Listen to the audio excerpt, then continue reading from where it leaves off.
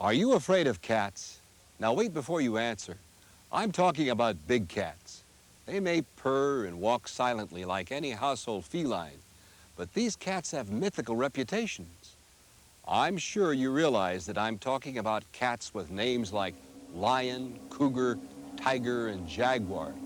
These names are synonymous with strength, speed, and cunning. They are among the most majestic and feared creatures in the animal world. In the next half hour, we're going to discover amazing facts about these agile and unpredictable carnivores. At the end of the show, we'll have a hands-on look at one of the most spectacular members of this species. Watch carefully so that you'll get all the right answers when we play Animal Quiz. And you may find that you have a slightly different answer when someone asks, "Are you afraid of cats?" Here on the African plain of the Serengeti Game Reserve, the lion is protected, living free and wild. Unlike other cats, lions enjoy each other's company, living in prides of up to 30 members. Several females, their cubs, and a few bachelors follow the undisputed leadership of one male. More than any other cat, the lion has been man's symbol of strength, beauty, and cunning. But although his majestic appearance has earned him the title King of Beasts, he is in fact rather lazy. Swifter and more agile than the male, the female usually does the hunting for the pride. Being gregarious animals, they may hunt together. Unaware of approaching danger, a herd of gazelles grazes quietly. Employing amazing strategy, one acts as a decoy while the other stalks its prey. The law of nature is clear. The cat must kill in order to live.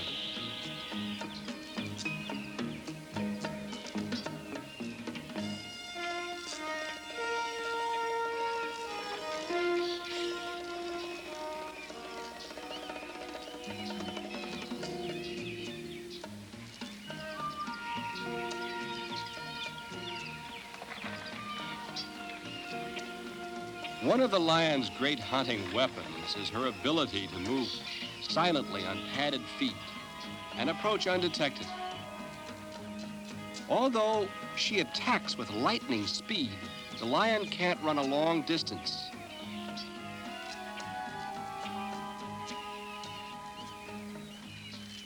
Patience is another asset. She'll calmly wait until the time is right.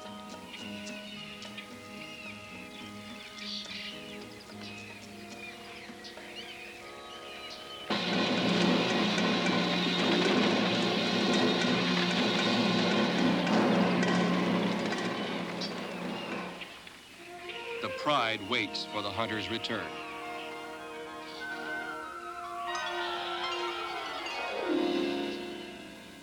It's the leader's kingly prerogative to eat before all others. But the lioness's instinctive urge is to feed her young first.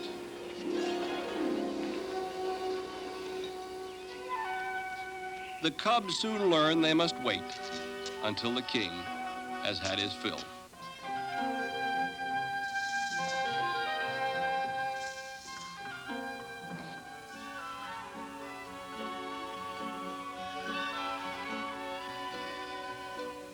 Like all women, the lioness's work is never done. There's not been enough for all, and she'll have to hunt once more. But she is not a wanton killer. Her role as a predator is a necessary one in the balance of nature. Although he's an autocrat of the dinner table, the lion is really a family man. Tolerant of his young, he doesn't even mind babysitting once in a while. So, the lion's ferocious reputation is only part of the pride's story. Most of the time, they're content to lazily bask in the sun.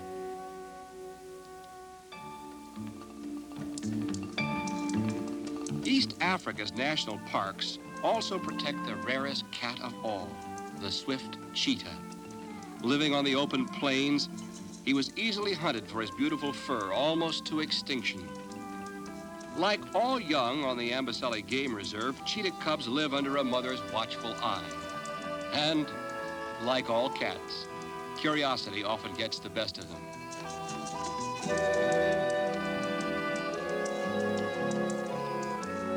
Cheetahs are unique among cats. They don't have the sharp, retractable claws that characterize even our own house cats. But their powerful legs and supple spine make the cheetah the fastest mammal on land. He can reach speeds of up to 70 miles an hour, but these magnificent bursts of power quickly tire him. So he must also stalk his prey until near enough to attack. The antelope's only weapon against predators is constant vigilance.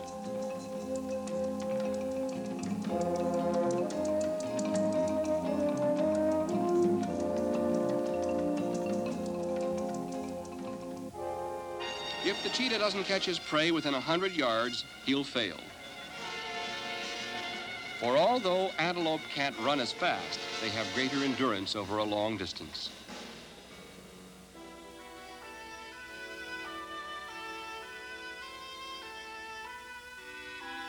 Ancient kings and princes tamed the cheetah's swift prowess in aristocratic manner for their own use in royal hunts.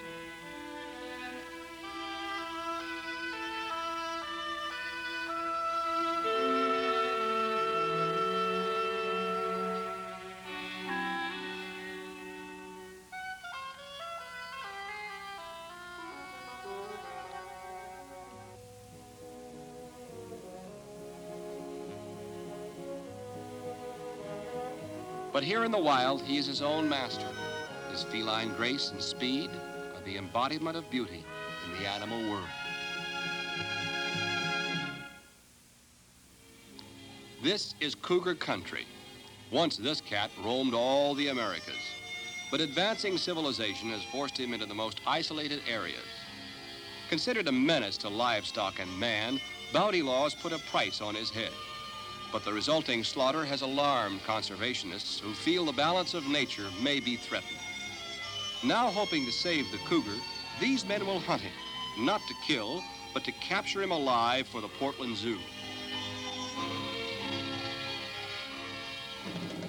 Well-trained hunting dogs are still indispensable in a cougar hunt. Although this is cougar country, the cat is not easy to find. The hunters are lucky. Tracks are fresh. If he's near, the dogs will soon pick up his scent.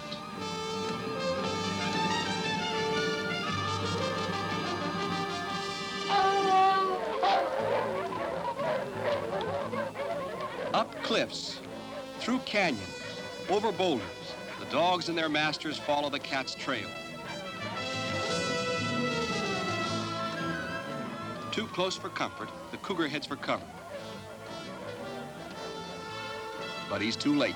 The dogs know he's near and the chase is on.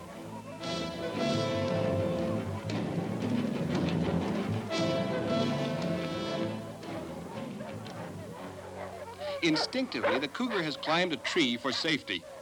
He will patiently wait for the dogs to give up and leave.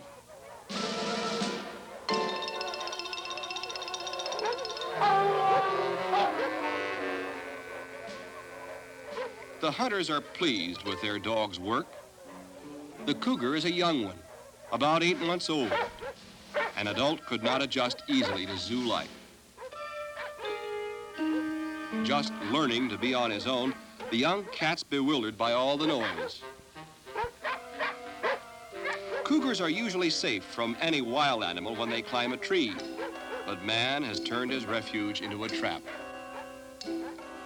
The first step in getting the cougar is removing any branches that might get in the way of the animal's descent, or the man's.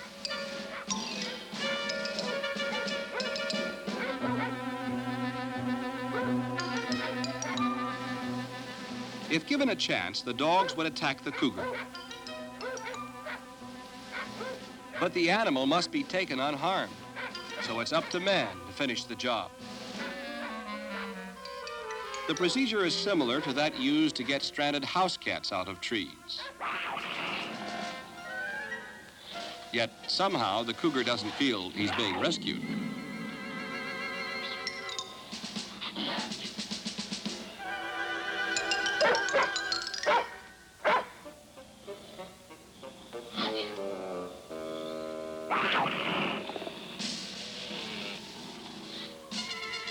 One rope attached to a pulley, the cougar is lowered as gently as possible to the ground.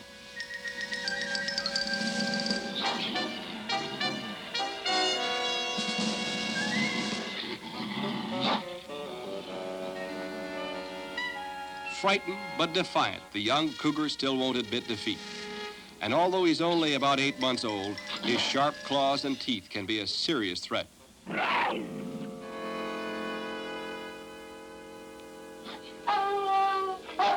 While the forked stick prevents the cat from biting, he's securely tied for the long trip back to civilization. The capture is over.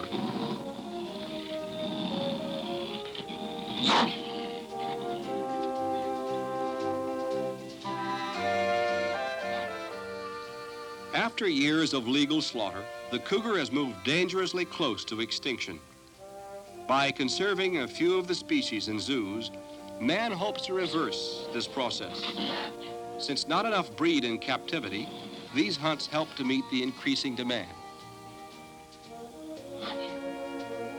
Ironically, in his effort to fill the zoos, man continues to deplete the wild population.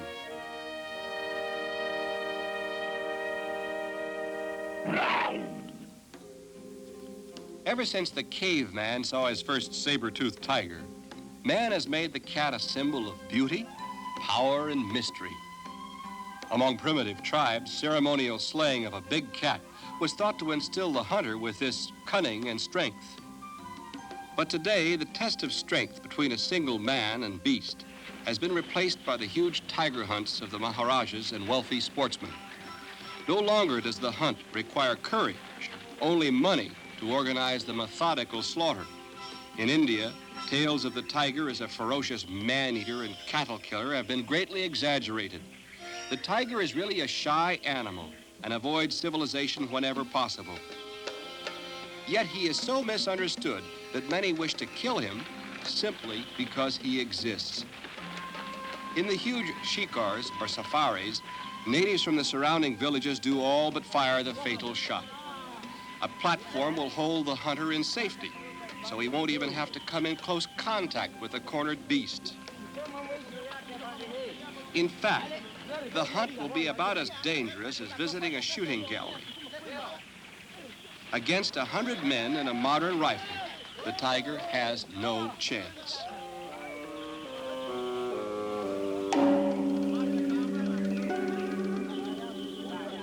Although hunters justify this execution by condemning the tiger as a killer, man is really the murderer. While the tiger kills out of necessity, man kills for pleasure. Shouting and making noise, beaters drive the panicked animal away from them toward death.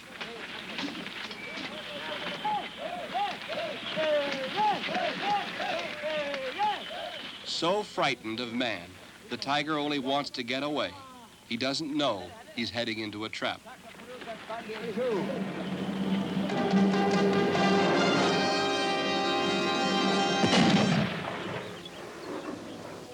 There are fewer than 4,000 tigers left in India. How much longer can man afford to hunt them for sport? The mightiest American cat, the jaguar, ranges from Arizona to Patagonia, but he's rarely seen, for he prefers the concealing jungle. The jaguar's beautiful markings make an excellent camouflage, so he almost disappears in the dappled sunlight.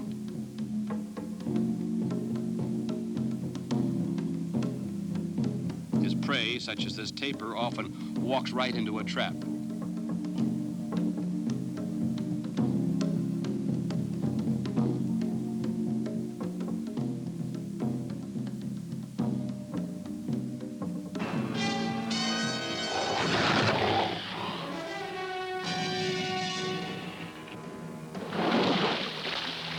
Cats simply don't catch their prey every time. Life in the wild is not easy. Jaguar cubs show little of the adult's lethal grace. They seem more like playful and cuddly kittens.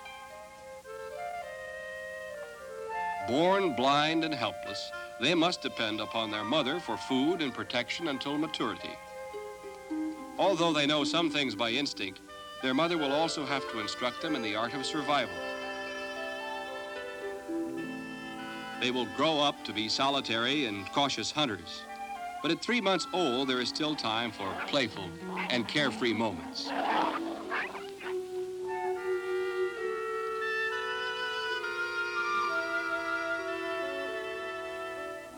The mother must shoulder all responsibility for the safety of her cubs.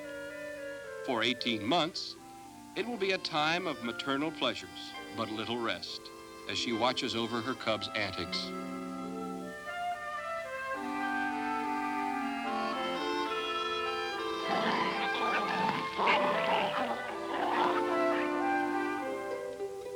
The mother remains alert to any danger threatening her young. In the lush Amazon River basin, the jaguar flourished. His only enemy, man, cannot easily find the elusive animal in the dense rainforest. But the airplane has made the great river and the jaguar's domain accessible. No longer is the killer cat immune from civilization. These men tap the riches of Amazonian wildlife, collecting living animals for the world's zoos, laboratories, and animal fanciers. Today, they have come to one of the most remote areas of the upper Amazon in their search for the prized but evasive jaguar.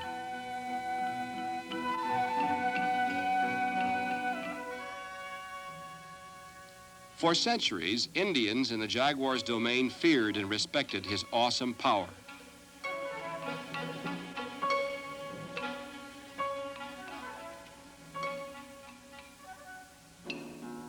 Traditionally, these Yagua tribesmen have lived in harmony with their environment, even naming their children after the forest creatures.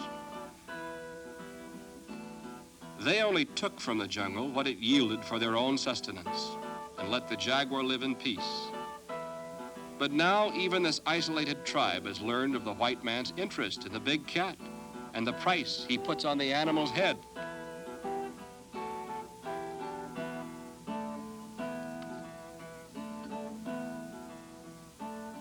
Baby cats are the most valuable.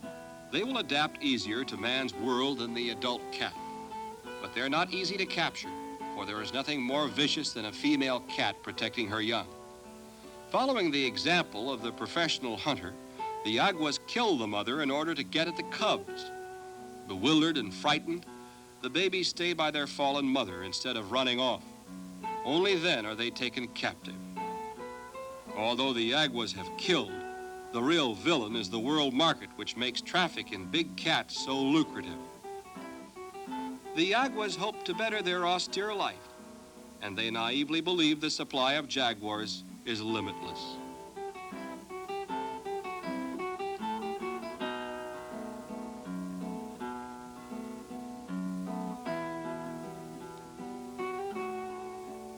But there may come a time when the big cat no longer survives. For the real tragedy is not the fate of these orphans, but the death of their mother. As more and more females are killed in their prime, fewer and fewer babies will be born to ensure the survival of the species.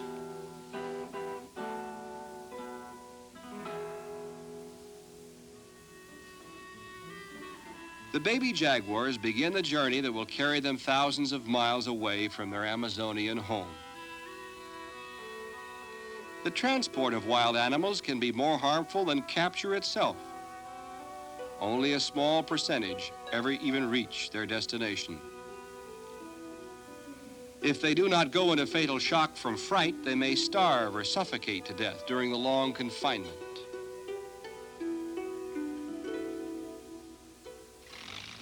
One of the last wild places left. Only grudgingly has the Amazon yielded its treasure. But civilization has now reached into this land, and once again man begins to tamper with the animal world, extracting riches that can never be replaced. The jaguar cubs will stay in the compound until accustomed to the sight and sound of man. Born wild and free, they must adjust to a new life. From now on, never far from a cage and bars. they will depend upon man for survival. The cubs will soon become zoo animals or exotic pets. With the right care, they may live many years. Because man is still a part of the animal world, he's attracted to the cat's wild nature. He attempts to bring it back into his own civilization. But even animals that are not killed, but taken alive, are man's victims. Or in a sterile cage, they lose the very wild and free qualities that make them so beautiful and valuable to man. Captivity inhibits their natural instincts and prevents the big cats from leading normal, healthy lives. Zoos and compounds should be the modern Noah's Ark, but they are too often prisons for the few cats remaining in the animal world. While man is directly responsible for much that's wrong in the animal world, he's also capable of being its greatest benefactor. That's certainly true in the case of my friend here. This is Sequoia. He's a full-grown cougar. Sequoia was found a number of years ago in western Canada. He had a severely damaged front leg and probably would have died if a ranger had not brought him to the veterinarians at the Vancouver Zoo. Sequoia is now a happy lodger here at the Wild Animal Training Center in Riverside, California. After being carefully nursed back to health, Sequoia has found himself starring in films and helping wildlife students learn about cougar behavior. Cougars are known by several other names. They're frequently called mountain lions, pumas, or even panthers. In the wild, cougars, like all cats, are very unpredictable. And because they're also nocturnal, scientists had great difficulty observing their lifestyles. Their diet consists mainly of mule deer and occasionally porcupine. But to kill porcupines, the puma slips a paw under the unprotected belly and flips it. This way it's safe from the sharp quills. Well, I've eaten a few bone-filled fish before, but I suppose I should be thankful. Eating a porcupine must really be a task. Due to the scarcity of cougars in the wild, it's doubtful you'll ever have a chance to see one outside of a zoo. But if you should ever see tracks that appear to be those of a large animal, there's a simple way to identify the cougar. He has 5 toes, but only 4 touch the ground when he walks. And in addition, there is no visible nail imprint since the claws are retracted. Well, who knows? That little tip may help you avoid a cougar someday. During the show, you probably found out a few other things you'd like to remember if you confront a lion, tiger, or jaguar. So let's play Animal Quiz and have some fun. The giant cats are all majestic animals, but one has acquired the unrivaled title, King of Beasts. Is that the lion, the cheetah, or the cougar? Well, the correct answer is A, the lion. And it's not just the MGM lion and other movie cats that have made his reputation so unshakable. For years, the lion was the dominant force among Africa's wildlife. Only intrusions by man have been able to diminish his hold. While the lion may have lost some of his power in Africa, the cheetah, with his beautiful coat, nearly became extinct. Even with his tremendous speed, he could not escape the hide hunter's bullets. How fast can a cheetah run? 30 miles per hour? 70 miles per hour? 120 miles per hour? The correct answer is B, 70 miles per hour. Now, they may not qualify at Indianapolis, but you can be sure that cheetahs would attract a fleet of highway patrolmen. Their speed would seem to make the cheetah the most feared predator in Africa. But he has one disadvantage when he runs. What is it? He loses his sense of direction, or he can't turn quickly, or he can only go 100 yards. Well, if you answer C, you're right again. Cheetahs are sprinters of the animal world. Their choice of prey must be very selective, as their burst of speed may last only a matter of seconds. I imagine if I could ever run 70 miles per hour, I wouldn't last too long either. How are you doing on the quiz? Try your luck with this next question. The cheetah was hunted for his hide. In India, large groups of hunters began slaughtering tigers for the same reason. Is this true or false? The answer is false. Hunting cheetah hides is unforgivable. But tigers suffered an even less comprehensible fate. They were quite simply the object of trophy hunters.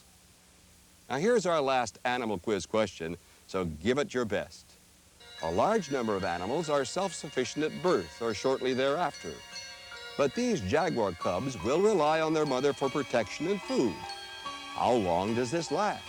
Is it 4 months, 18 months, or 5 years? If you answered B, 18 months, you're right again. The life of these cubs is dependent upon the care of their mother. I hope you had fun playing Animal Quiz. Our look at many of the world's great cats is sometimes discouraging, but I'm hopeful that there's a brighter road ahead for animals like Sequoia. Please join me again soon to see some of the world's most fascinating animals. And remember, be kind to animals. It's good for everybody.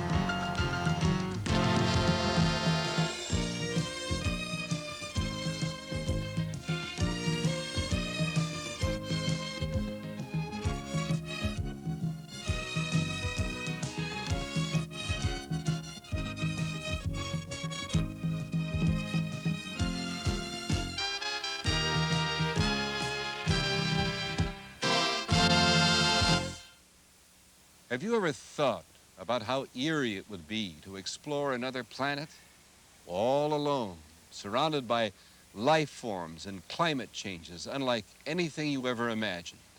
Well, that's how I felt my first trip into the Amazon jungle. And in the next half hour, I'd like to take you there with me. It's humid, hostile country. The ground is always damp under your feet. Overhead trees and vines keep out the sun, so it's always like twilight. After I'd spent some time and my eyes began to adjust to the darkness, I witnessed one of nature's most spectacular magic acts. Plants the size of houses, bugs and beetles larger than my fist, snakes that seemed as long as fire hoses. It was all so fascinating, I never did have a chance to get scared. If you feel courageous, it's time to explore for yourself. Our guide is a man who spent his life understanding the mysteries of the jungle. But listen and watch carefully. At the end of the show, we'll get to have some fun answering questions when we play Animal Quiz. And believe me, if you should ever end up in the Amazon, these are things you'll want to know. The Amazon is the greatest river in South America. 1/5 of all the fresh water on the Earth's surface drains into the Amazon. But first it falls here as rain and nourishes the vines and leaves and trees that are the Amazon jungle. The richness and diversity of the plant and animal life here and the lure of the river itself have attracted a steady succession of scientists, explorers, and adventurers over the last 4 centuries.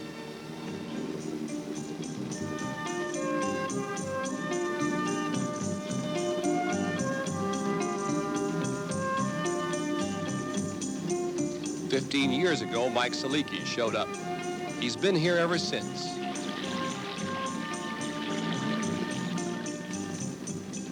Mike Salikis is a Greek-American. He'd hunted in the Florida swamps, the Mexican deserts, the Guatemalan jungles before he came to the tiny Colombian village of Leticia. The wildlife he saw here is what stopped him.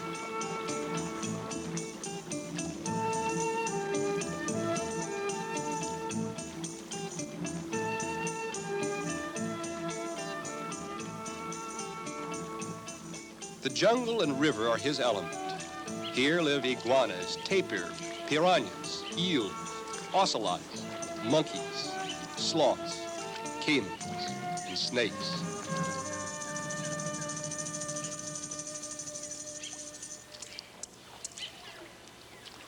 Soon he was in the business of capturing and selling wildlife. Today, Mike's out looking for a huge anaconda the Indians have reported upstream.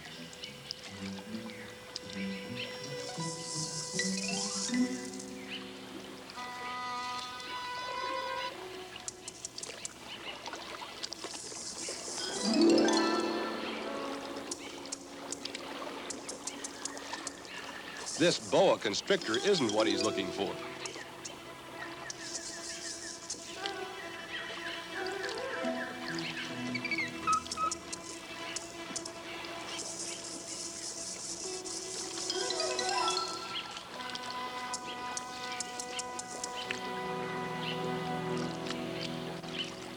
He spots the anaconda. He motions to paddle faster.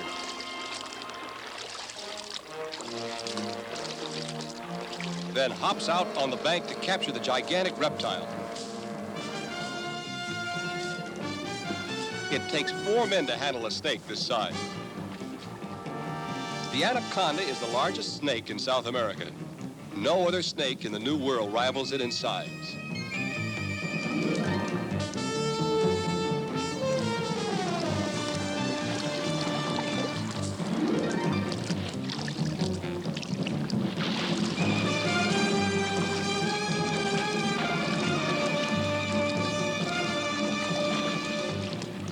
The anaconda is called the great water boa and can easily drown its enemies.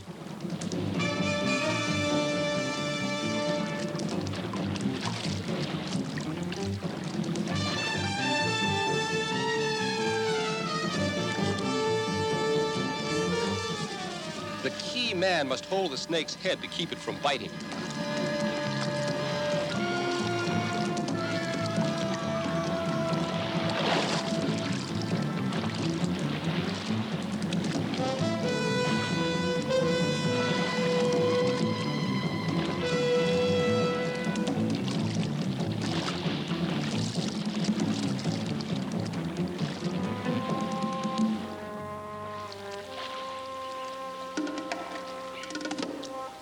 Finally, all 200 pounds of anaconda muscle are exhausted.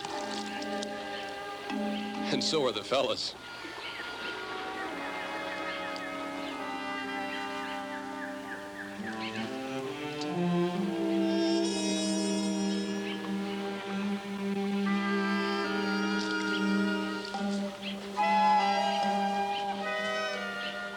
The huge snake is put into a fiber bag, and Mike has another specimen.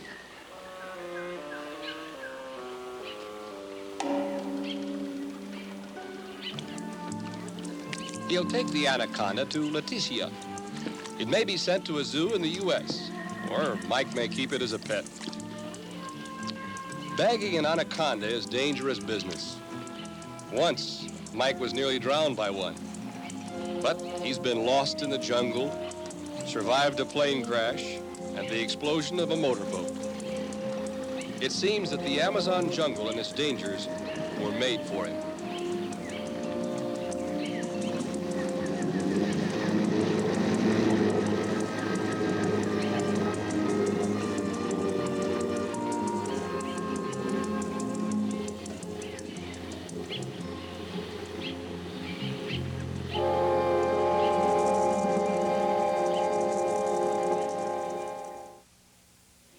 The Amazon River basin is home to many Indians.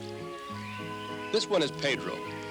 He was born here and will probably live here all his life. Birds like the toucan are as familiar to him as pigeons are to us, and the dense jungle and its creatures are the neighborhood in which he grew up. He's rode 4 or 5 hours away from the main stream of the Amazon in search of monkeys.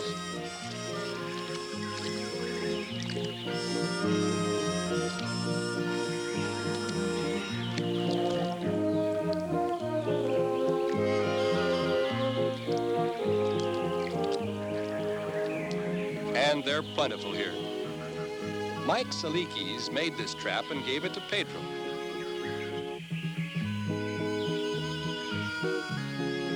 The monkey seems to have an idea what the trap is for. Pedro walks deeper into the interior of the jungle and prepares to set the trap.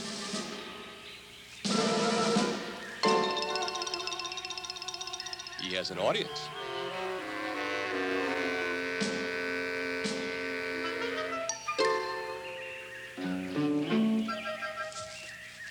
Mike Salikis has orders for over 6,000 monkeys each year, and catching them and selling them to Mike is a good way for the local people to earn money.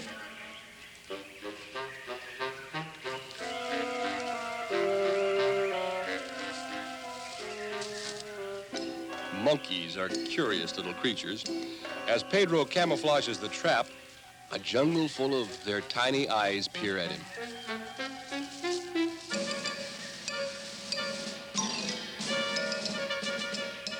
He puts a banana in the trap.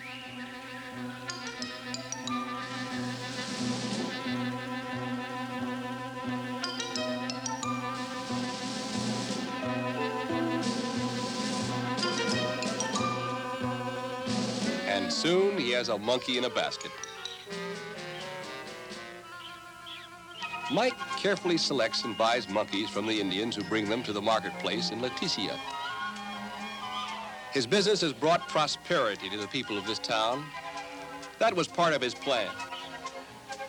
He also has a unique plan for the monkeys. For a while, he keeps the little squirrel monkeys in a compound near his house. Watching them play really is more fun than a barrel of monkeys.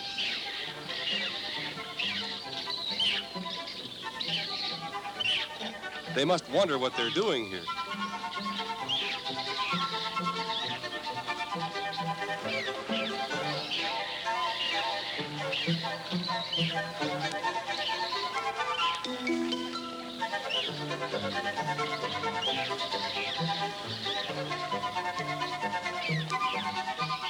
But they always find something to do.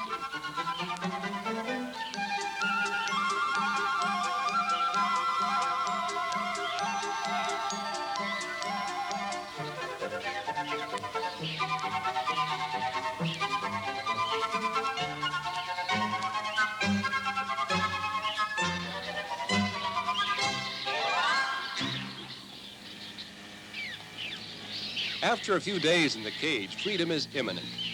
Mike is having them transported to an island that he's bought upstream.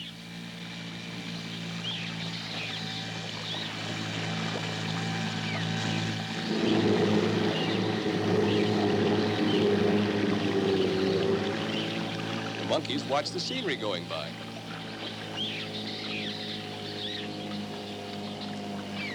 It's a long journey and a strange one for the monkeys, who are certainly not used to boat travel. In the heat of the day, Mike gives them water. Their tiny hands reach out for the refreshment.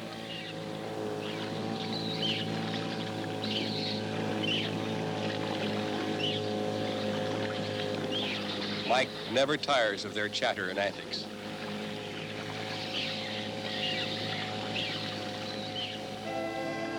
The jungle grows hot and humid under the tropical sun, and it's time for everyone to take a siesta.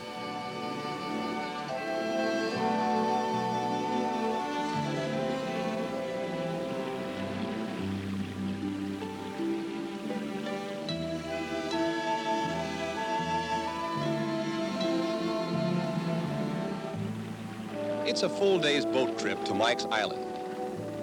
He calls it Monkey Island. Here he'll let the monkeys loose to live and breed. He has already brought 2,000 here.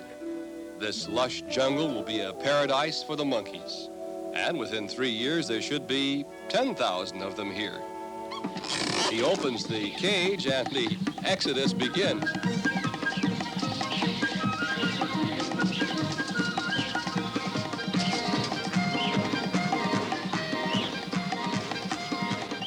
Mike watches them pour out.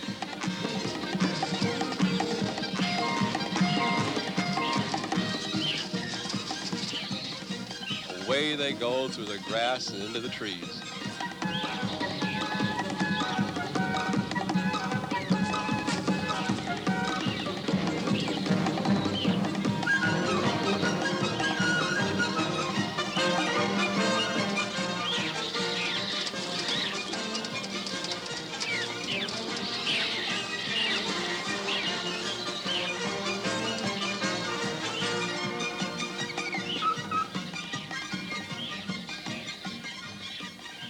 There's always a shy one who wants to stay behind, but Mike lifts it out gently by its prehensile tail. The squirrel monkey is a charming creature. It's gentle and easily tamed. Mike's plan is to leave the monkeys here living free on the island. Then when he needs one for shipment, he'll know exactly where it can be found and caught. In the meantime, the monkeys live an idyllic life, alone except for one caretaker who will make sure they're all right. As usual, Mike Salikis has thought of everything.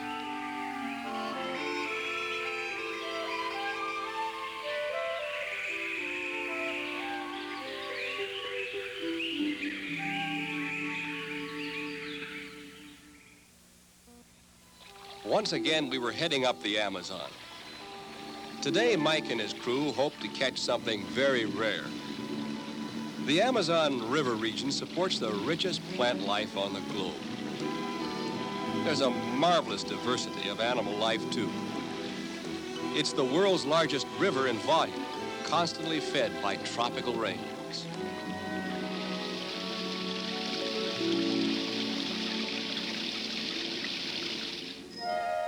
Our second morning dawned bright and hot. In the extreme humidity, the dew had not yet burned off. In the dense jungle, the profusion of animal life was beginning to stir. It was breakfast time for the capybara, but the paca wanted another 40 winks.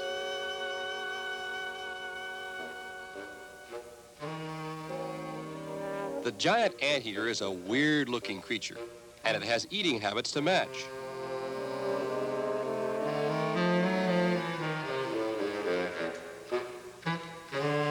It has termites for breakfast, lunch, and dinner. 30,000 a day.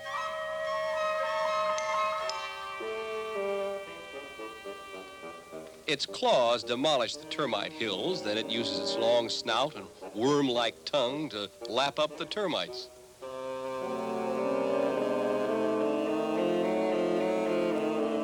Well, each to his own taste. Nature has her own way of figuring out how to keep her creatures fed.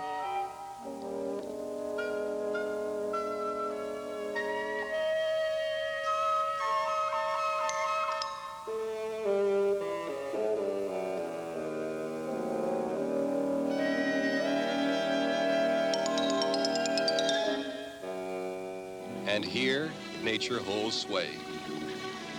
Our little boat full of rain-soaked men hardly made a ripple on the immense river. Mike knew exactly where we were heading. He'd sent part of the crew ahead.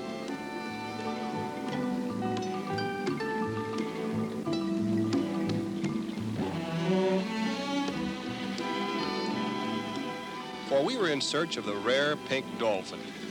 And Mike had sent some Indians to a place upriver where he knew the dolphins sometimes liked to feed. We had reached the place. The men had obviously found a dolphin and were now beating the water. making noises to drive the dolphin toward the center of the net.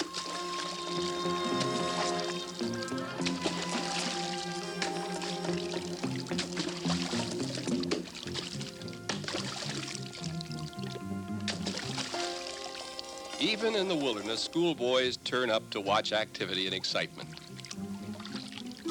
And one can't resist joining in. The noise is frightening to the dolphin. The night before, the men had waited at the mouth of this tributary, listening in the darkness for the dolphin. Just before dawn, they heard the unique sound the dolphin makes as it expels air from its blowhole. They had quickly raised the net and trapped the dolphin.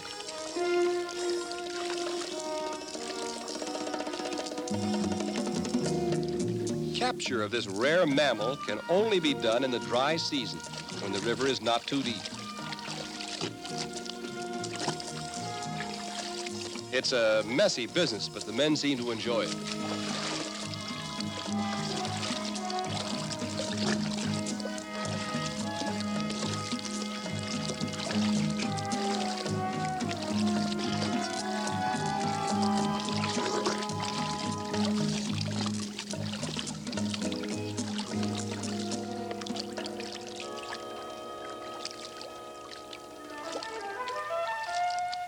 Some catfish were caught in the net. They're a nice bonus for the expedition.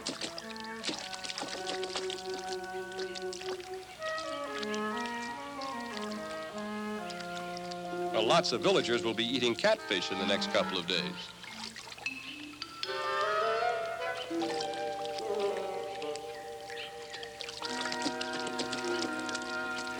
The net continually closed in around the dolphin. Finally, we caught our first glimpse of it. This precious creature must be handled gently so it won't be harmed. Scientists know that the dolphin or porpoise is an extremely intelligent animal. The Indians have surrounded it with folklore like the Lorelei legend of Europe. Now they lift it gently into the boat.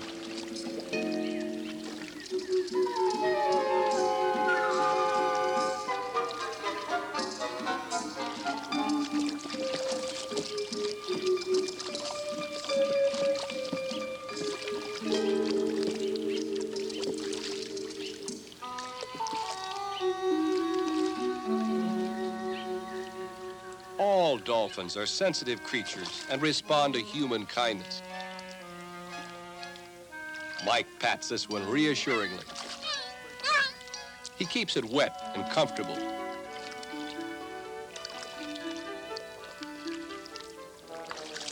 The pink dolphin is incredible in its adaptation to the river. It's a mammal, and its evolution was from land to salt water to fresh water.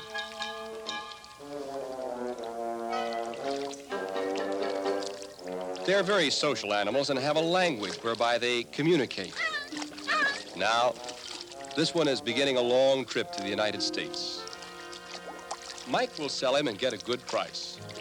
Perhaps no other man could have had the success with capturing animals that Mike has, for he's what the South Americans call a practico. He's practical. He's found a way to stay among the animals in this place he finds so beautiful and bring profit to himself, the area, and the people. He wouldn't have it any other way.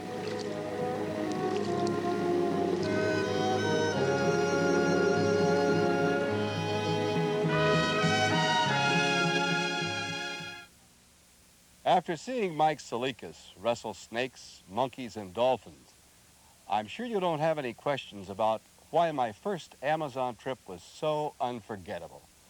And I can promise you that with this fellow wrapped around my neck, the memories all come flooding back. This is a boa constrictor, a close relative of the giant anaconda. He's about 6 feet in length and has more than enough strength to slow down my circulation. You know, snake experts will tell you never to handle a constrictor over 10 feet long, because if you do, you'll need 1 extra man for each 2 extra feet of the snake's length. Otherwise, you're liable to get into a bind you'll never get out of.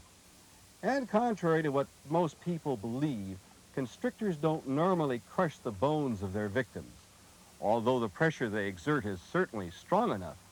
The coil they form is a chokehold. It's designed only to cut the flow of both oxygen and blood. It's difficult to tell how smart these snakes are, but in the Amazon, people actually use boas, pythons, and anacondas in just the same way as we use guard dogs. They may not be able to bark, but you can understand why most intruders are unwilling to test their intentions. These snakes grow so attached to their owners that they will dependably protect the life and property of their master. Well, before my friend here grows too attached to me, let's have some fun playing Animal Quiz. Who knows? You may find out that you're an Amazon expert. This boa constrictor in my hands has a cousin in the Amazon. It's called an anaconda, but frequently it's known by another name. Now, what is that name? Is it A, man's best friend, B, the great water boa, C, the drowning snake?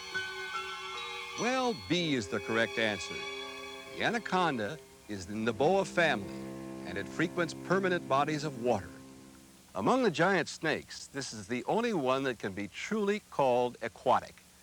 Its tremendous strength enables it to easily drown its enemies. Now, if the anaconda is king of the Amazon jungle, the monkeys are the court jesters.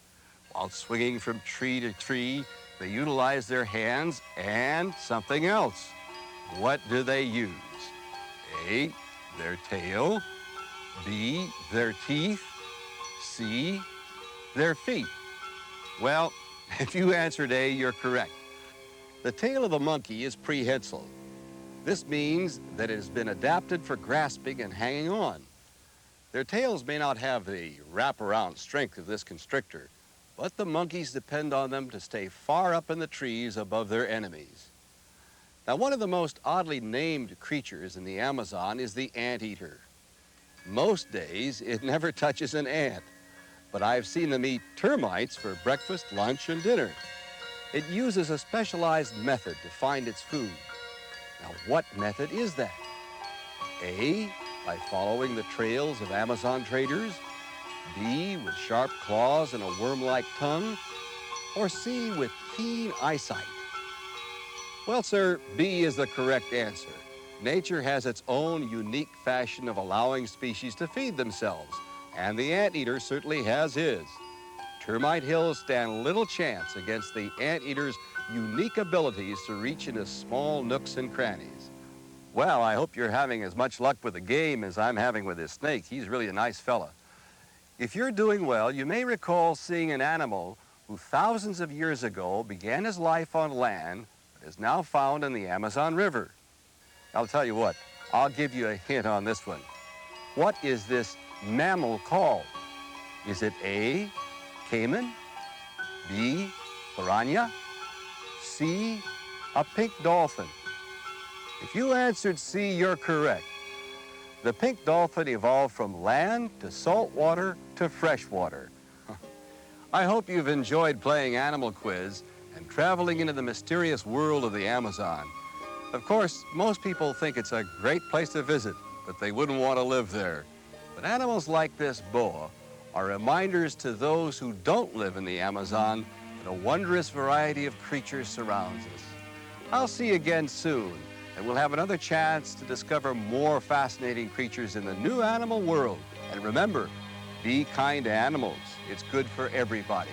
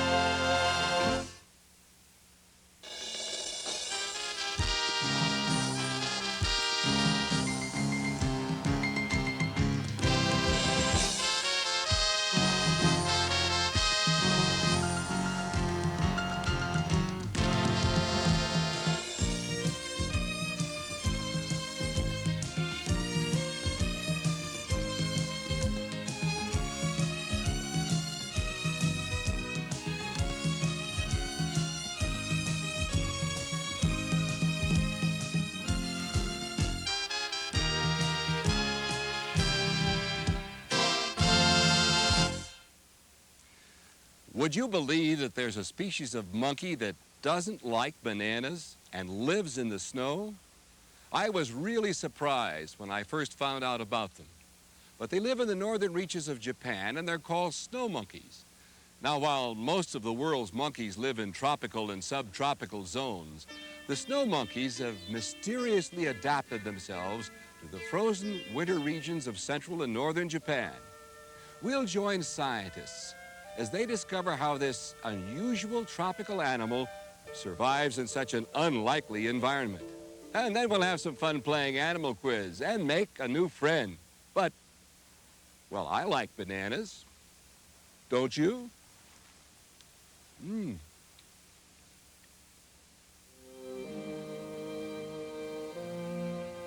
Month after month, through the long, fierce winter, the slopes of northern Honshu in Japan are buried under deep piles of snow. Here, where drifts lie heavy on the ground and no leaves grow for 5 months of the year, troops of Japanese snow monkeys live out their lives. Second only to man, monkeys are the most successful primates on the globe. They exist in vast numbers and an amazing array of forms. There are about 130 species of monkeys, but almost every species occupies hot rainforests or torrid savannas near the equator. Only the Japanese snow monkeys, a total of about 5,000 individuals, have adapted to life in the ice and snow. The climate here was once much milder. As it became colder and colder, the monkeys were forced to adapt or perish. To survive, their behaviors, diet, and habits modified. They learned to eat the bark of trees to sustain themselves when no other foods were available. They learned to live with the hardships of the all-pervading snow and cold. Even the structure of their bodies modified and adapted. They are large in size with long, dense, fringed hair. But they never really learned to like the cold. When the snow is deep, the monkeys avoid walking on the ground. They prefer to stay in the trees and use tree roads, where they swing from branch to branch and tree to tree, rather than descending to the frozen earth.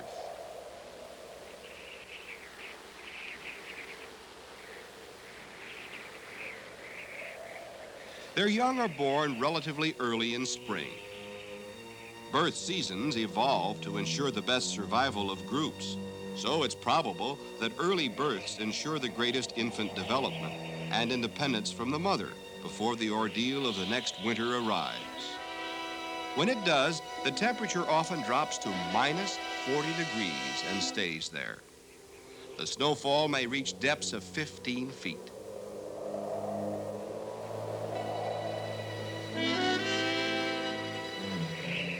The trees provide some protection. They offer partial shelter from the icy winds and steady perches for resting.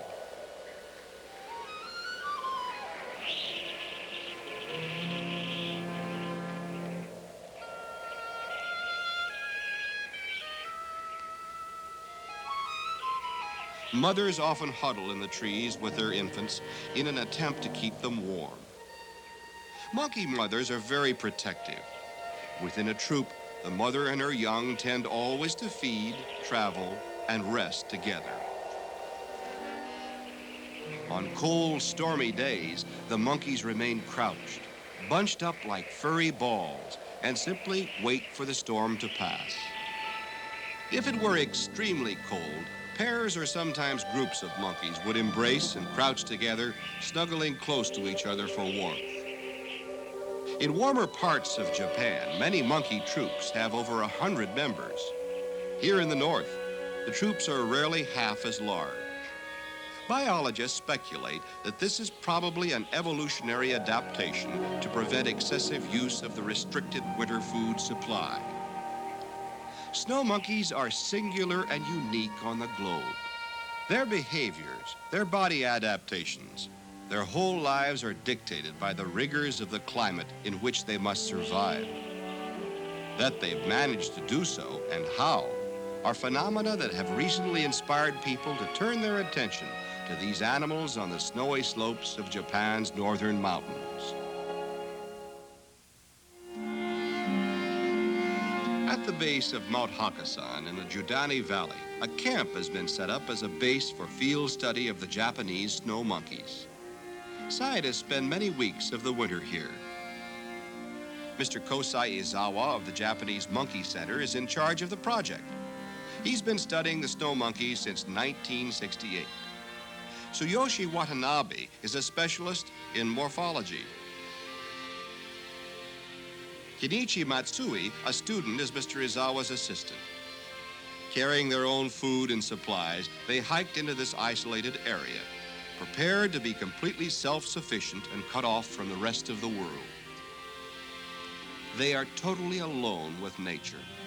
And here, nature, though stark and raw, is rich.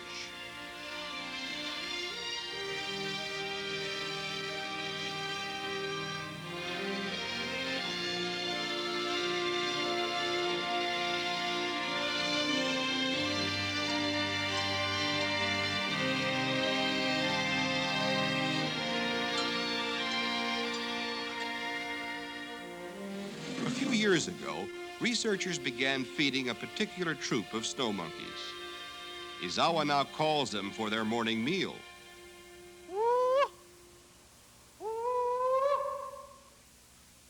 His voice carries far through the silent wilderness, and the monkeys are very aware of what it means.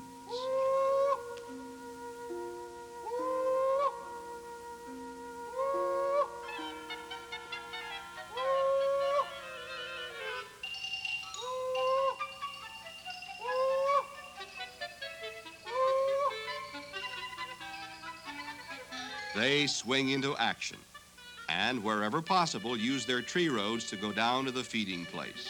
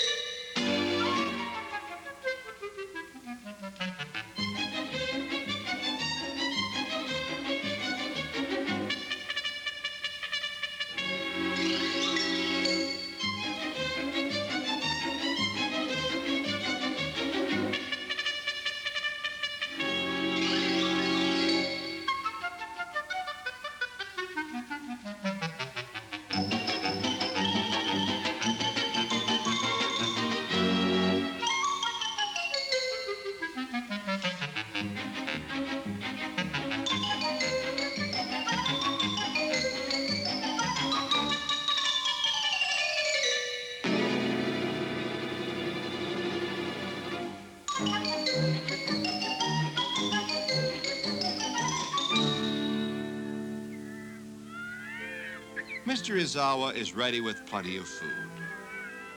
He feels that feeding the monkeys is not good for them.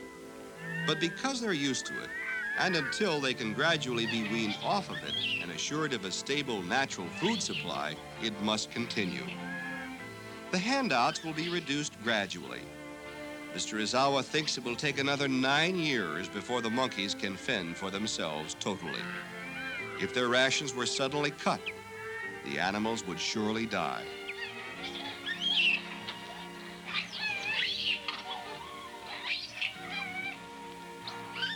They eat apples and corn. Unlike monkeys which inhabit tropical zones, they will not eat bananas.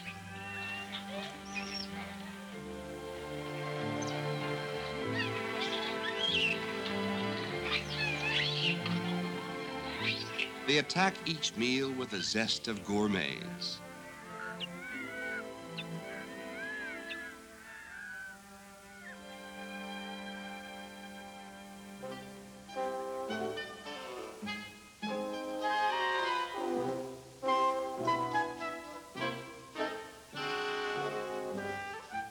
Some of the monkeys have achieved a certain sophistication about the ultimate source of the food rations, and take matters into their own hands.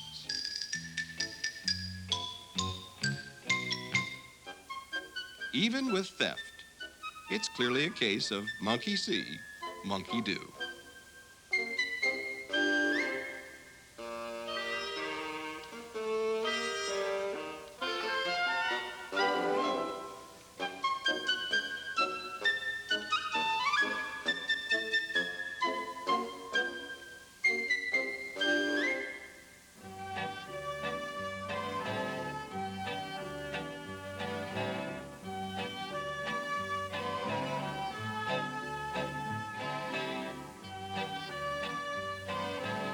Snow monkeys are nomadic by nature.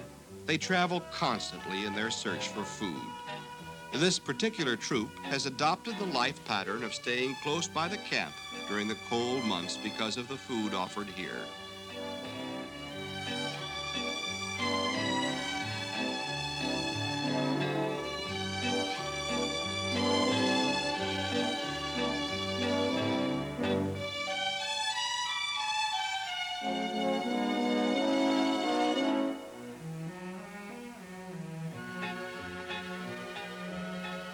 Within a few years, this troop will be completely independent.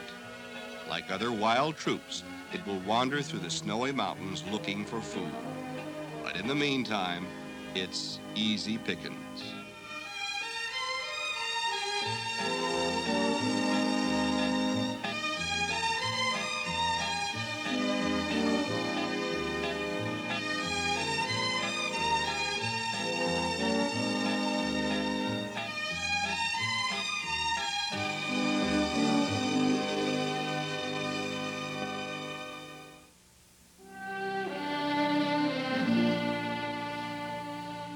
Even in the depths of winter, while the Hakkasan Mountains are locked in cold and drifted with snow, the sun occasionally breaks through. At their base camp, the scientists plan a field trip to take advantage of the relatively mild day. Mr. Izawa will go in search of the other snow monkey troops known to be within 5 or 10 miles of the camp, to locate them and study their movements.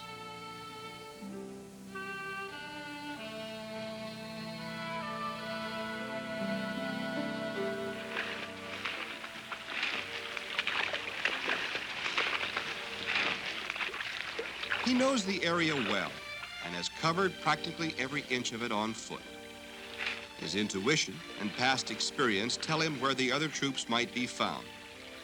Each of these expeditions is a new experience and an adventure. Here in the wilds, nature shifts day by day. There are 3 or 4 more troops in the area. Mr. Izawa's main work is studying intertroop relationships. These tracks in the snow should lead him to a troop somewhere in this white wilderness. The Japanese Monkey Center, for which he works, is a privately owned organization which sponsors research. Very little is known about the Japanese snow monkeys. Man has just begun to penetrate the mysteries of their survival in the deep valleys of the snowy forests. One of the main subjects now being studied is the distribution of troops and their nomadic ranges. Mr. Izawa's survey will augment the body of information already gathered.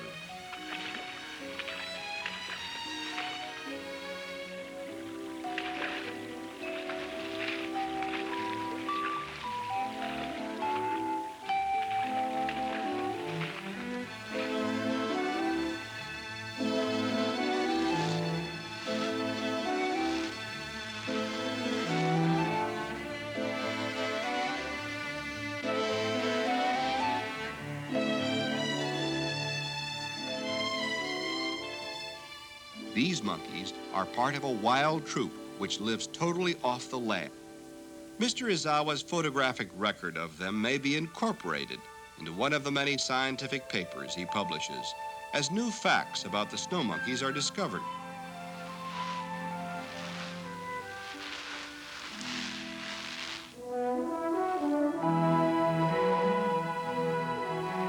He continues up the mountain, searching for the main body of the troop. These solitary hikes are dangerous because of the constant threat of avalanches in these mountains.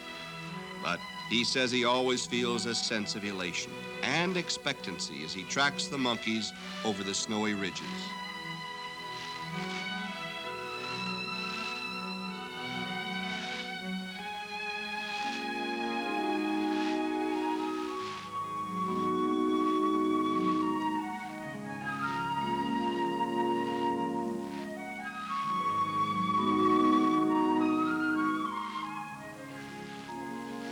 From this vantage point, he will be able to observe and record the behaviors of the local troop. The troops seem to travel least frequently during the periods of heavy snowfall. Their activities during this season are greatly affected by the weather and temperature. The daily life of the animals is a combination of definite, well-defined behaviors which will last for 30 to 60 minutes. On warmer days such as this, the monkeys often move to new feeding grounds. These seem content to stay here, some of them simply resting in the trees. There is no way of knowing what small detail discovered about the monkeys' lives might trigger a significant scientific breakthrough.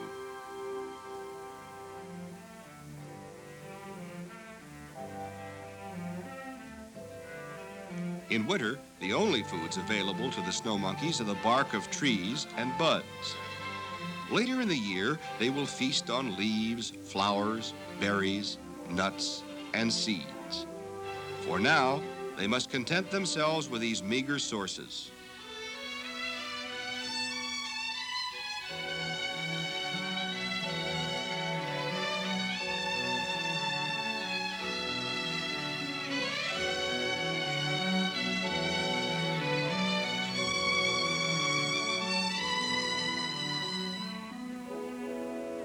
Bark eating is the single most important adaptation to the monkey's survival in snowy areas. If it had not been acquired, the animals would have surely been annihilated. They eat the bark in rows of scalloped bites or pull off long strips to reach the underlying white layers.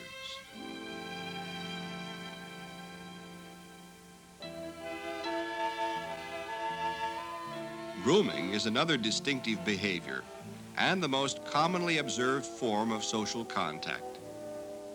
Physically, it's simply a cleaning process, but it's also an act of affection.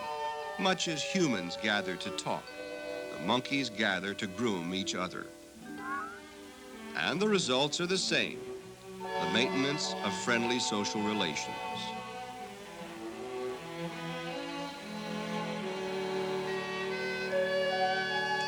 Many hours of contentment are spent in grooming.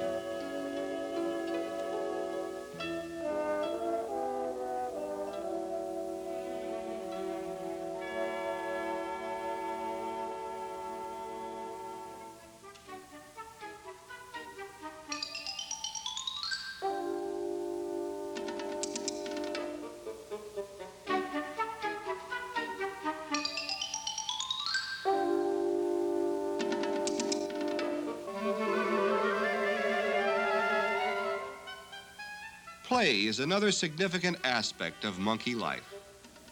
Playing in the snow is as much fun for these babies as it is for human young. And with their liveliness and intelligence, they devise endless games and entertainments for themselves.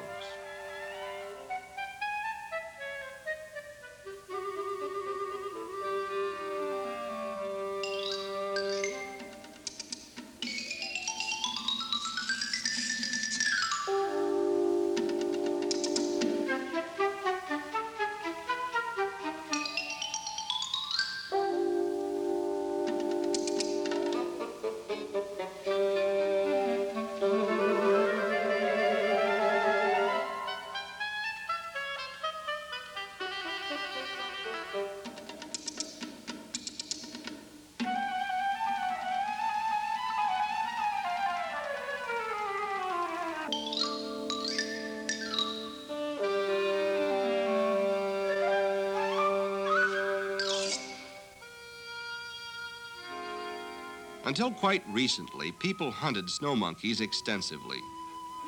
Today, all Japanese monkeys are protected, but man is still a threat to their survival as he continues to rob them of their natural habitat by cutting down forests. There are only two other threats to the snow monkeys. One is the constant avalanches.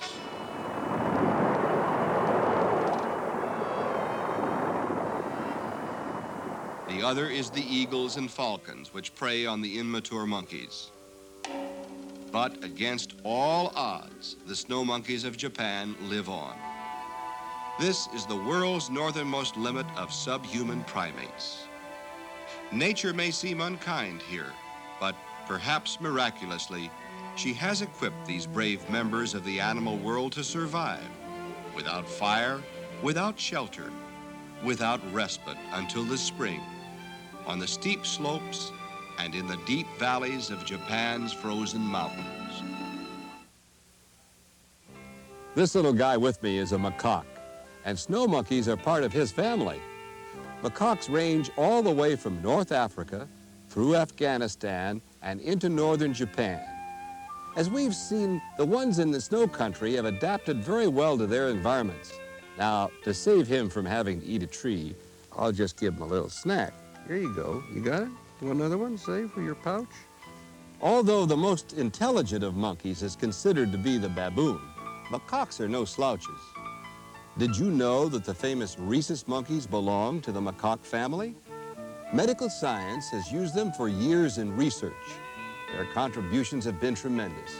And in Australia, there's a very special rhesus monkey that helps his master on a sheep farm by driving the tractor. And he does a very good job of it. Look out, baboons. And would you believe that in a way, a group of macaques is helping to keep the British Empire intact? They live on the island of Gibraltar and are cared for by the British Army. Legend has it that should Gibraltar lose its macaques, the British will lose Gibraltar. I'd call those pretty important monkeys, wouldn't you?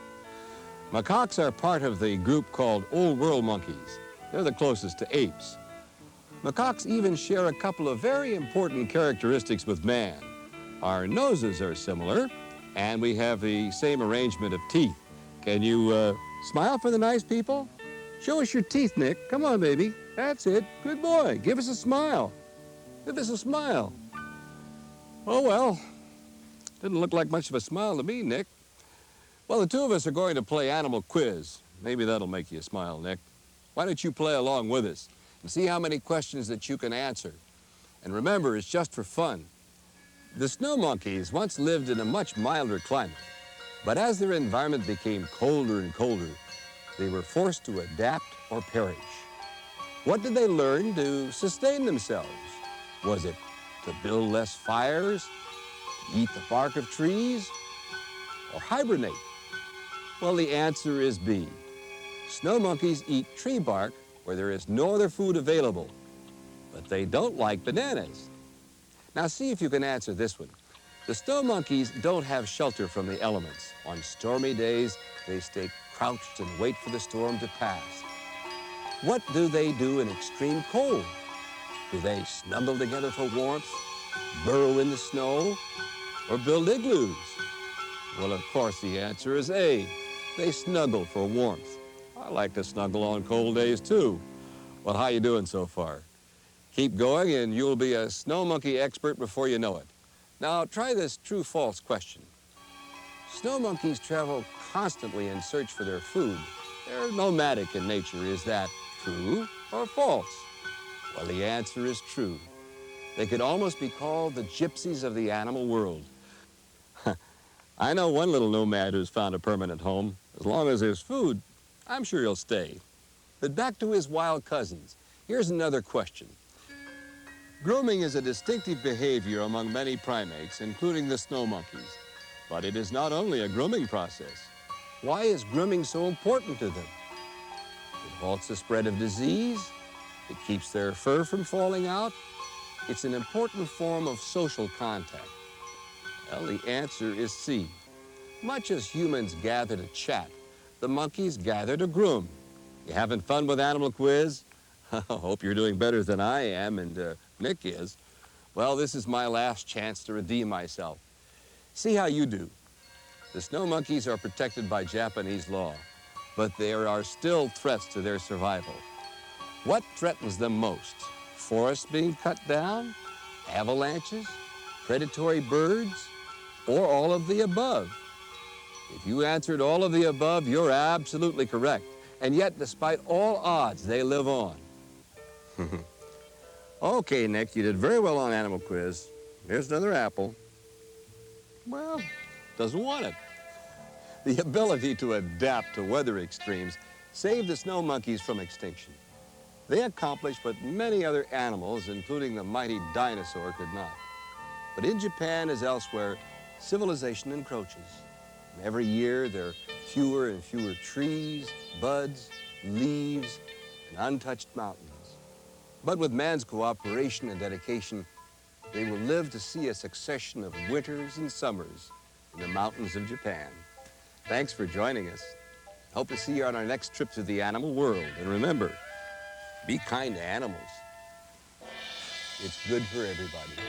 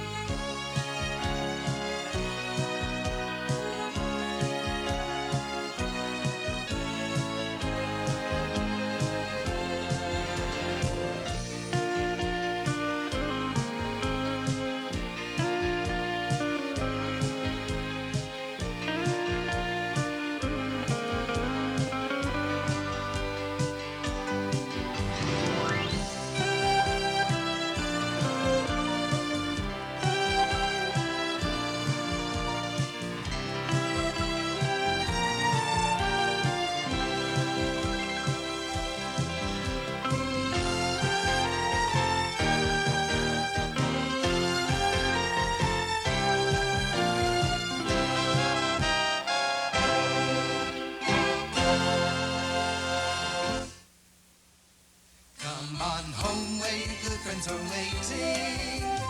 Everything shiny and new. Come where excitement is playing. Walt Disney and you. Come home to all your good friends. Mickey, Donald, Goofy, Herbie, Alice, Winnie the Pooh, Mary Poppins, Pollyanna, You have a stubby little nose. and many more.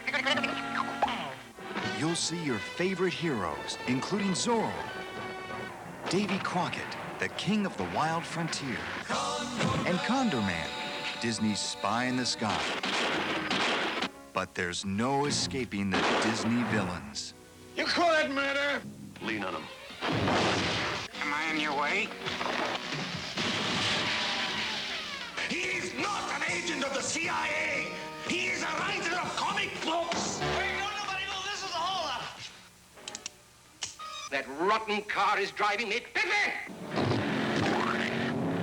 Fire that musket, and I cuts his throat. Was that anyone we know? He's your uncle? Yes, that's why I happen to know Uncle Alonzo has a heart. Want a light? You're invited to enter a world of excitement.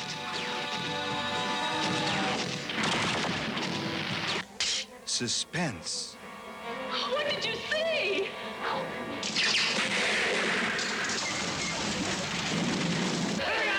Surprise.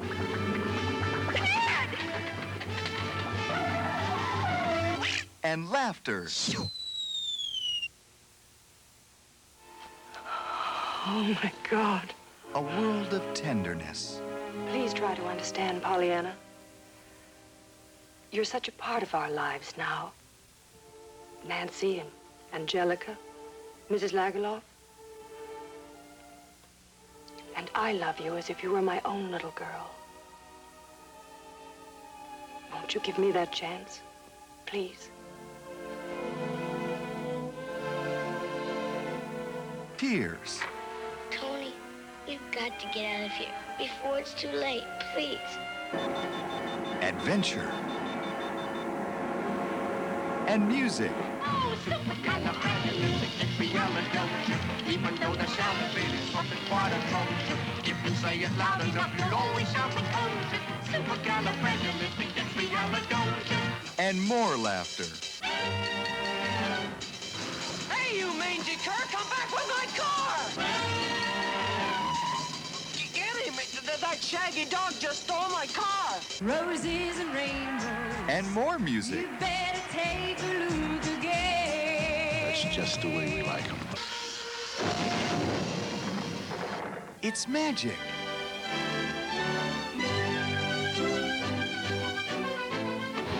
It's frightening.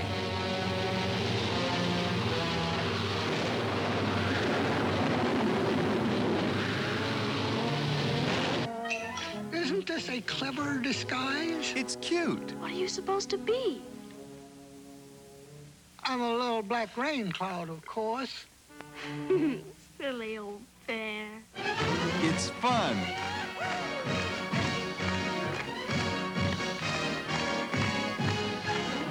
And it'll take you by surprise. Are you ready for the Disney lineup? You ready? I'm ready. You ready? I'm ready. You ready? I said I was ready.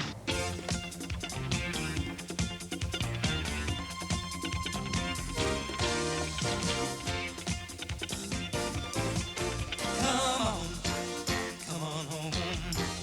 See what's waiting for you. Waiting for you.